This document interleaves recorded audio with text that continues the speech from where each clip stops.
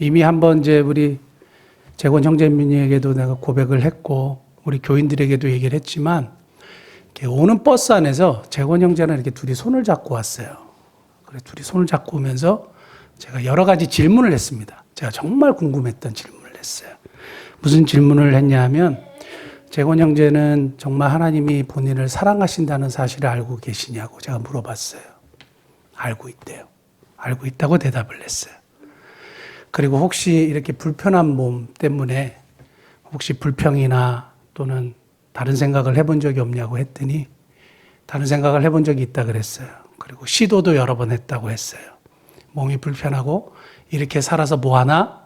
제가 이거 다 허락 받고 이야기하는 겁니다. 이미 사전에 제가 얘기해도 되느냐 하고 다 허락을 맡았습니다.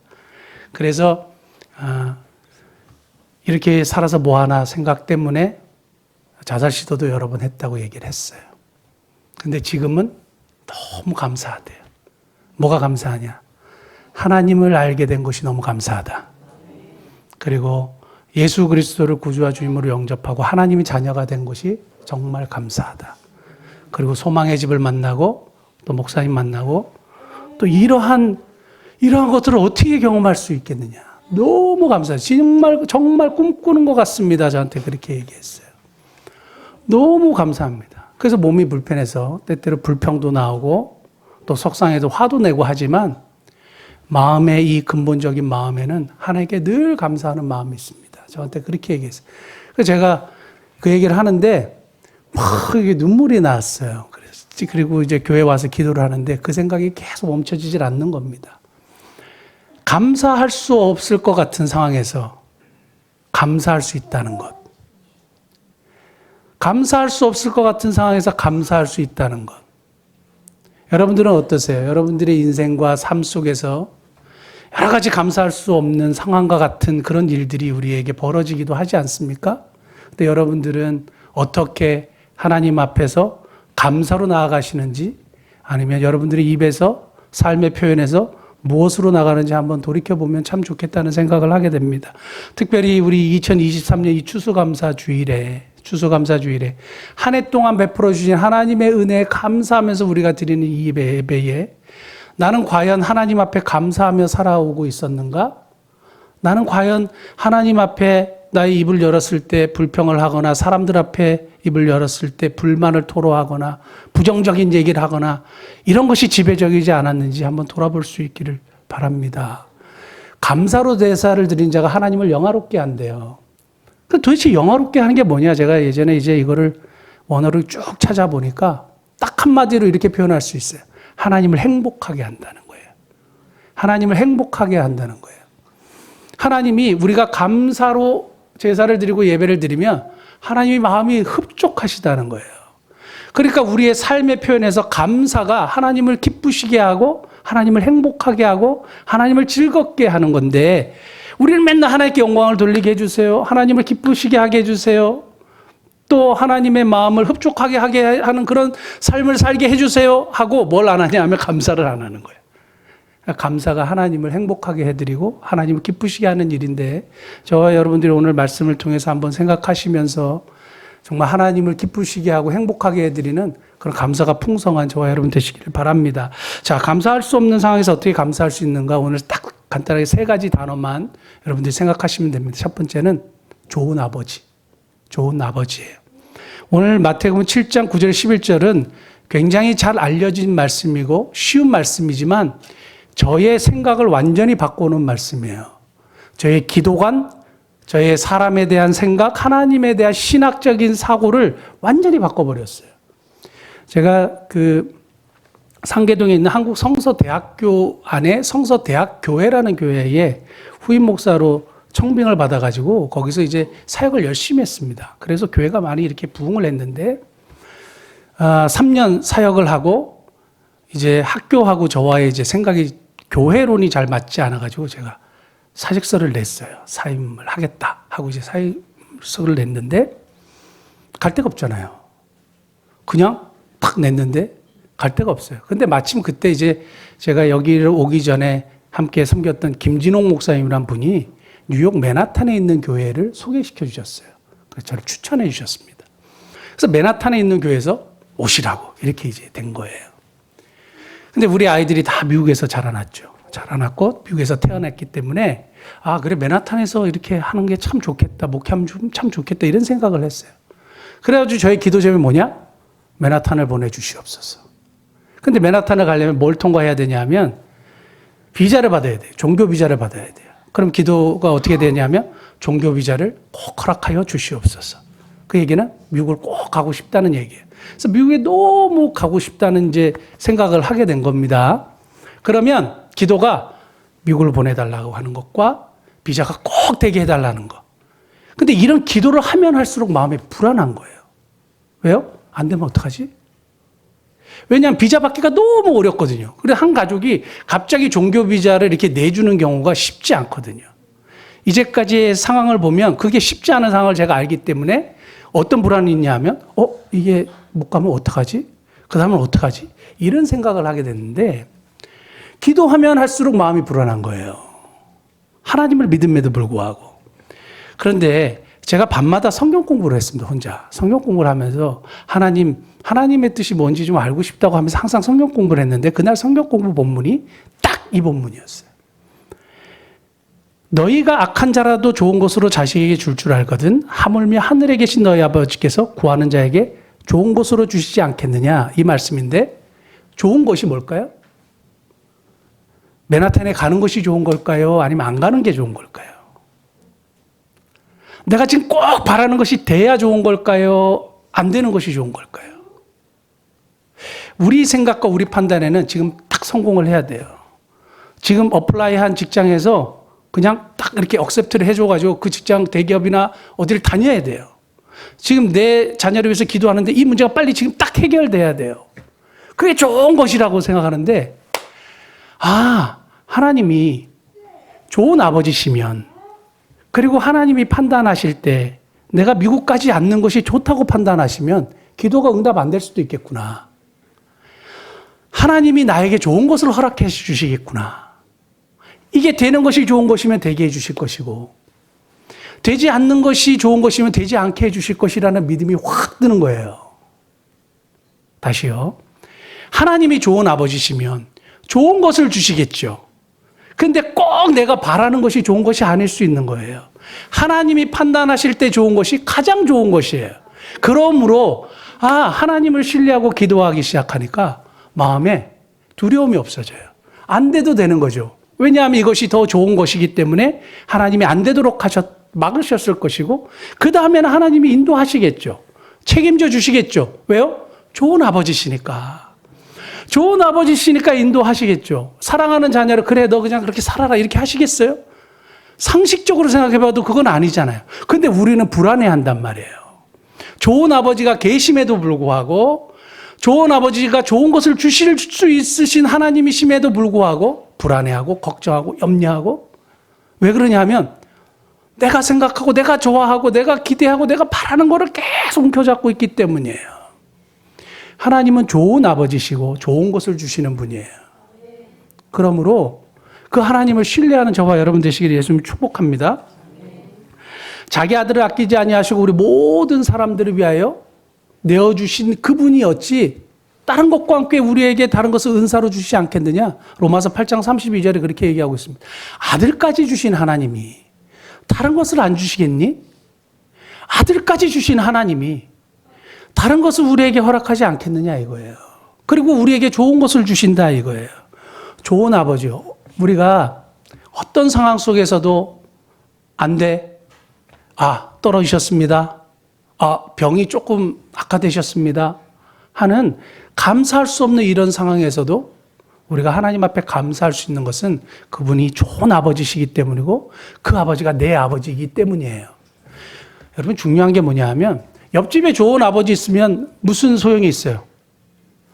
옆집에 좋은 아버지가 있으면 나하고 무슨 상관이 있어요? 돈도 많고 자녀들에게 엄청나게 쏟아붓고 근데 나한테는 아무런 혜택이 없어. 나하고는 아무 관계가 없어. 그럼 아무가 의미가 없잖아요. 근데 하나님은 내 아버지시라고 얘기하죠. 내가 너의 아버지시라고 얘기하죠. 내가 너를 지명하여 불렀다고 얘기하죠. 내가 너를 자녀 삼았다고 얘기하죠. 저와 여러분들이 하나님의 뭐예요? 친자녀예요. 우리가 하나님 앞에 당당하게 구할 수 있는 이유가 뭔지 아세요? 내가 그분의 자녀이기 때문이에요. 내가 그분의 아들이고 그분의 딸이기 때문이에요. 그래서 당당하게 구할 때, 야, 너 얼마 전에 너 나한테 잘못했지? 그러니까 너 안 돼. 이런 분이 아니란 말이에요. 그런 인간적인 얘기고, 하나님 아버지는 그러지 않는단 말이에요. 제가 항상 기도, 아버지, 딸, 이런 그 관계를 생각할 때 항상 떠오르는 그 성경의 이야기가 하나 있습니다. 여호수아 15장에 잠깐 등장하는 이야기인데요. 갈렙의 딸이 있어요. 악사예요, 악사. 그래서 예전에 그 뭐 TV에 악사 다이렉트 무슨 그 보험 이렇게 있잖아요. 그러면 항상 저는 이게 생각이 나요. 여호수아 15장. 혹시 이분이 크리스찬이고 또 악사 이 그 갈렙의 딸 이름을 이렇게 인용을 한 건가 이런 생각이 들어요. 근데 갈렙의 딸이 악사인데 악사가 네게브 지방으로 그 사막 지방으로 온니엘 1대 사사 온니엘과 결혼해서 가게 됩니다. 가게 되는데 거기가 사막이에요. 근데 아버지한테 이렇게 출가할 때 구합니다. 자기 아버지에게 밭을 구하자 하고 나귀에서 내리매 갈렙이 그에게 묻되 너가 무엇을 원하냐? 아버지가 딸에게 물었어요. 그러니까 19절 이르되 내게 복을 주소서 아버지께서 나를 네겝 땅으로 보내시오니 샘물도 내게 주소서 하매 갈렙이 윗샘과 아랫샘을 그에게 주었더라. 아주 단순한 그냥 사건이고 스토리 같은데 저는 아버지 제가 지금 사막 지역으로 시집을 가는데 물이 필요합니다. 그래서 샘이 필요합니다. 아버지가 주시면 좋겠습니다. 할 때 갈렙이 너 얼마 전에 아빠한테 이렇게 뭐 잘못했지? 이런 거 따지지도 않고 묻지도 않아요. 그러니까 뭐예요? 갈렙이 윗샘과 아랫샘을 그에게 주었더라. 아버지니까 줄 수 있는 거고요. 딸이니까 아버지에게 당당하게 요구할 수 있는 거예요. 우리가 하나님 아버지와 친자녀, 친아버지이시기 때문에 우리가 당당하게 그분에게 구할 수 있는 겁니다. 그러므로 그분을 통한 은혜와 그분을 통한 응답을 받게 되는 겁니다. 여러분 꼭 기억하십시오. 감사할 수 없는 상황에 어떻게 감사할 수 있는가? 우리의 삶에 감사할 수 있는 조건이 뭐냐? 좋은 아버지가 계시기 때문이고 그분이 좋은 것을 주시는 분이기 때문입니다. 두 번째 단어는 아멘이에요. 아멘. 아멘인데 아멘은 우리가 알듯이 그렇게 될 줄 믿습니다라는 뜻도 있고 하나님 아버지를 믿습니다. 뭐 여러 가지 뜻으로 우리가 해석을 할 수 있는데요. 우리 소망의 가족들이 항상 이제 저한테 목사님 어떠세요? 이렇게 물어봐요. 왜냐하면 제가 몸이 그 투병 중이니까. 근데 저는 투병한다고 생각을 안 하는데 하여간 투병 중인데 항상 물어봅니다. 근데 이 스토리가 어떻게 됐냐 하면 간단하게 말씀드리면 이렇습니다. 재작년 12월이더라고요. 재작년 12월에 세브란스 병원에서 이제 교수님을 만났습니다. 골수 검사하고 교수님을 딱 만났는데 아내하고 같이 들어갔죠. 혈액암입니다. 다발성 골수종입니다. 골수의 49.2%가 암입니다. 그래서 그러면 어떻게 해야 되나요? 그러니까 항암 치료를 받아야 됩니다. 그러면 항암 치료를 받으면 이게 좀 좋아질 수 있나요? 그러니까 아니요. 또 재발합니다. 그래요. 그럼 또 재발하면 어떡하나요? 그랬더니 또 항암 치료를 받아야 됩니다. 그래요. 그래서 그럼 또 항암 치료를 받으면 괜찮아집니까? 그랬더니 아니요. 또 재발합니다. 그래요. 또 재발하면 어떻게 되나요? 그랬더니 골수 이식 수술을 받아야 됩니다. 그래요. 그럼 골수 이식 수술을 이렇게 받으면 괜찮아집니까? 그랬더니 아니요. 또 재발합니다. 이래요. 그래서 제가 그러면 답이 정해져 있잖아요. 그럼 제가 몇 년 살 수 있습니까? 그랬더니 교수님이 정말 치료를 잘하고 정말 끝내주게 치료를 잘하고 이렇게 잘 지내면 10년 아니면 7년 보통 5년 지금 2년 됐잖아요. 쌩쌩하잖아요. 그리고 지금 90%가 없어졌거든요. 너무 감사한 일이죠. 제가 미리 여러분 너무 걱정하지 마시라고 지금 미리 얘기한 겁니다. 자, 그런데 그런 상황이 됐단 말이에요. 다시 재발하고 5년 살고 7년 살고 이런 이야기를 딱 들었을 때 여러분 같았으면 어떻게 하시겠어요? 여러분 같으면 어떻게 하시겠어요? 처음에는 당혹스러웠어요. 근데 내가 크리스찬이고 하나님의 자녀고 우리 아버지가 좋은 분이잖아요. 아버지가 좋은 분이잖아요. 그래서 제가 아멘 했어요. 아멘으로 받았어요. 하나님이 정말 좋은 분이라면 하나님이 나에게 허락하신 것이 다 좋은 것이다 라는 그런 믿음을 가지고 아멘 했어요. 아멘하고 어떻게 해요? 그냥 막 살아요? 그건 아니죠. 열심히 치료하고 기도하고 또 저에게 주어진 삶을 열심히 살아가는 겁니다. 성경에 보면 40일 시한부 선고받은 사람들이 있어요. 40일 시한부 선고를 받은 사람들이 어디 나오냐면 요나서에 나와요.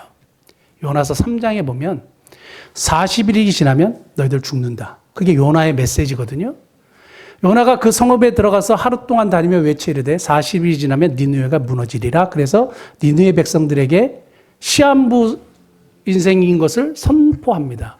표현이 그렇지만 40일이 지나면 당신 다 죽는다 이거예요. 근데 이 얘기를 듣고 하나님을 경외하지도 않았던 이 사람들이 어떻게 하는지 아세요? 금식을 선포하고 다 그냥 엎드려 버렸어요. 금식을 선포하고 다 엎드려 버렸어요. 살려달라고. 근데 여기서 아주 중요한 이야기가 하나 있는데 3장 5절이에요. 니느웨 사람들이 그 다음에 하나님을 믿고, 저게 히브리어로 아만 또는 아멘이에요. 믿는다. 하나님을 믿는데 아만, 아멘. 하나님을 믿고요. 금식을 선포하고 높고 낮은 자를 막론하고 굵은 베옷을 입었는데 완전 회개의 자리를 딱 들은 거. 하나님의 말씀을 그대로 아멘이에요. 근데 이 말씀이 좋은 말씀이에요? 안 좋은 말씀이에요? 안 좋은 말씀이죠. 죽는다잖아요. 안 좋은 말씀이죠. 근데 우리는 너무 말씀을 취사 선택하는 경우가 너무너무 많죠. 너무 나에게 오늘 꼭 필요한 말씀이야 하면 막 이러고, 안 좋은 말씀은 못 들은 것처럼 생각하고 막 이런단 말이죠. 하나님의 말씀은 언제든지 옳습니다. 그리고 이것을 아멘 하면 그것을 통해서 하나님이 영광을 받으신다 그랬어요. 그 고린도후서 1장 20절이에요. 중요한 건 뭐냐면 좋은 말씀이든 좋지 않은 말씀이든 내가 아멘으로 받아들여요. 그런데 이러한 저주의 말씀과 같은 이 말씀을 아멘으로 받고 이들이 금식하고 났을 때 어떤 일이 벌어졌느냐?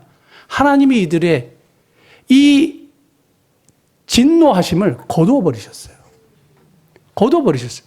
만약에 이것이 일어나지도 않은 상황에서 하나님을 믿고 하나님을 의지했을 때 하나님이 진노를 거두시고 그들에게 은혜를 베푸셨어요. 자, 90%가 없어졌잖아요. 90%가 없어요. 췌장의 종양도 1cm로 줄어버렸잖아요. 그리고 몸에 하나님께서 역사해 주시고 은혜를 베풀어 주셔서 건강하게 지금도 전혀 병을 묵상하지 않고 살아가고 있잖아요. 아멘으로 받아들이니까 감사가 돼요. 어떤 말씀이든지 내 삶에 주어진 모든 환경을 내가 아멘으로 받으니까 감사가 되더라고요. 사랑하는 성도 여러분, 좋은 것이든 나쁜 것이든 정말 이것이 나의 실수와 나의 욕심으로 벌어진 일 말고 하나님이 허락하신 일이라면, 좋으신 아버지께서 허락하신 일이라면 아멘으로 받으셔서 삶 속에 하나님을 경험하시는 복된 은혜가 있기를 축복합니다. 마지막 세 번째 간단하게 말씀드리겠습니다. 마지막 세 번째는 나사 헤세드예요. 나사 헨 또는 나사 헤세드, 히브리어 단어인데요. 좋은 아버지를 가지고 있는 자녀들이 그럼에도 불구하고 고난을 당할 수 있고 어려움을 당할 수 있죠. 질병을 얻을 수도 있고 다칠 수도 있고, 우리 이길의 선교사님처럼 불의의 교통사고를 당할 수도 있고, 정말 하나님 앞에 헌신하는데 왜 이런 일이 생기냔 말이에요. 근데 모든 사람들에게 고난이 찾아온단 말이에요. 그런데 제가 그 진단을 딱 받고 나와서 제가 이렇게 하나님께 기도했어요. 하나님, 내가 한 사람의 크리스찬이고 목회자인데 내가 이런 상황에서 어떻게 행동하고 어떻게 말하고 또 어떻게 삶을 살기를 원하십니까? 딱 질문을 했을 때 하나님이 제 머릿속에 딱 첫 번째 집어넣어 주신 인물이 에스더였어요. 에스더였는데 에스더 3장 8절 한번 볼까요? 에스더가 자기가 원해서 왕비가 된 분이 아니에요.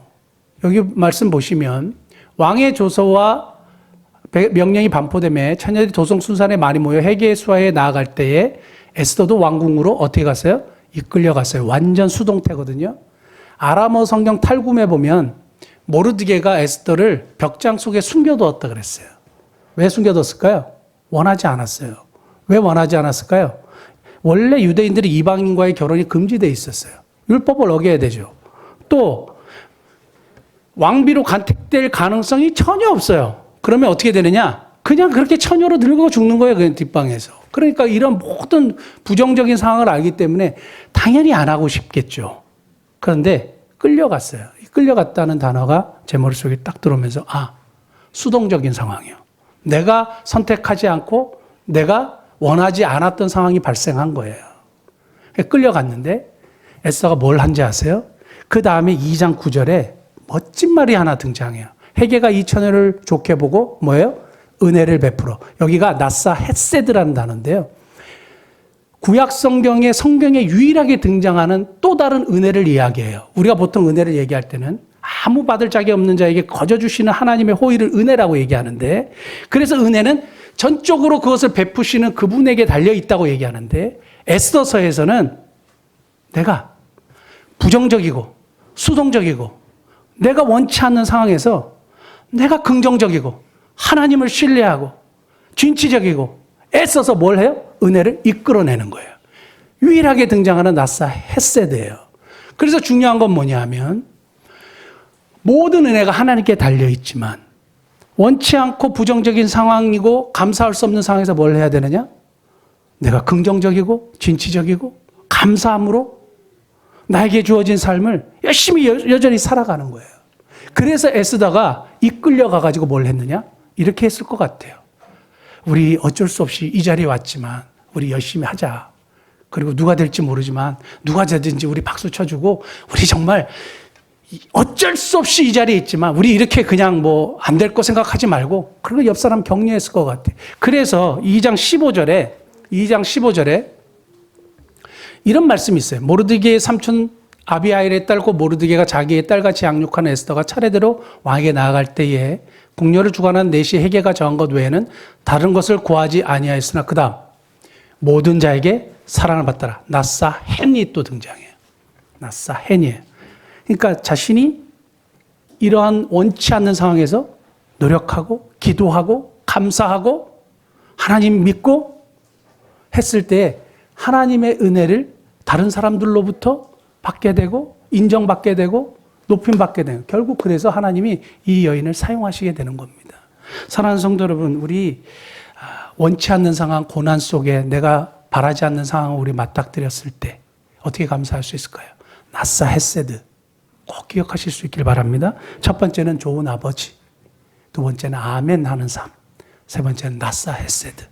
이러한 삶을 통해서 우리의 삶에 감사가 넘쳐나는 저와 여러분 되시기를 축복합니다. 기도하시겠습니다.